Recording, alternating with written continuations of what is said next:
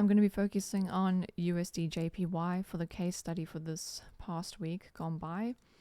Almost everybody in the Discord caught this long position and it was perfect. UJ has been putting in perfect daily structure, which I have pre-marked up so you can all see.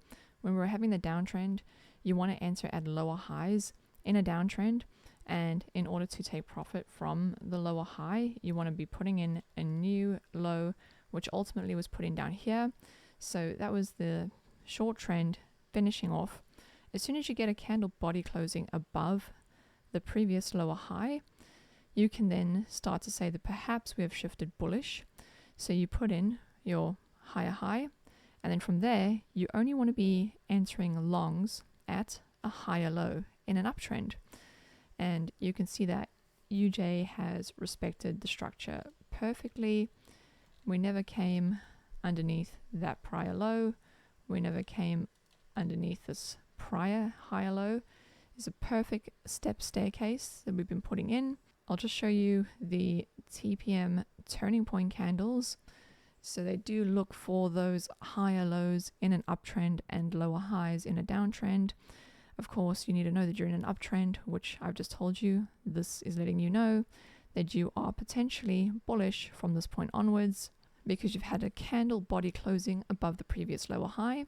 So when that happens, you can ignore the bearish TPM turning point candles. You are only wanting to focus on bullish TPM turning point candles at the higher low in an uptrend, and it helps to have the confluence of the candle being at or near the EMA. In both cases it was.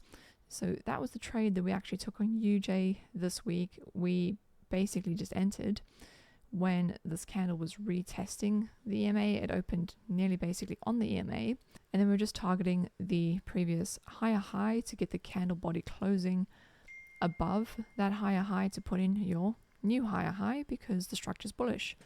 So it was as simple as that, and even entering on a higher time frame, you still get a decent return, a good win rate. But of course you can nest the strategy down to a lower time frame, but that's not for today's video.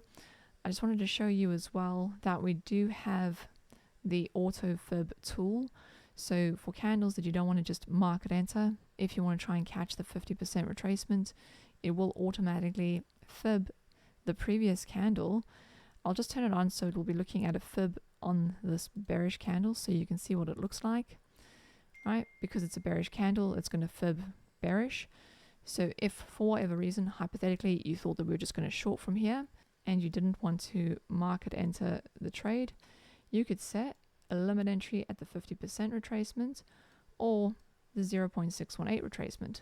It auto fibs the candle for you, just the most recent candle, so you don't have to do it. So that is the TPM indicators showing you how you can enter with structure, whether it's bearish or bullish, and giving you the perfect turning point to re-enter with the trend.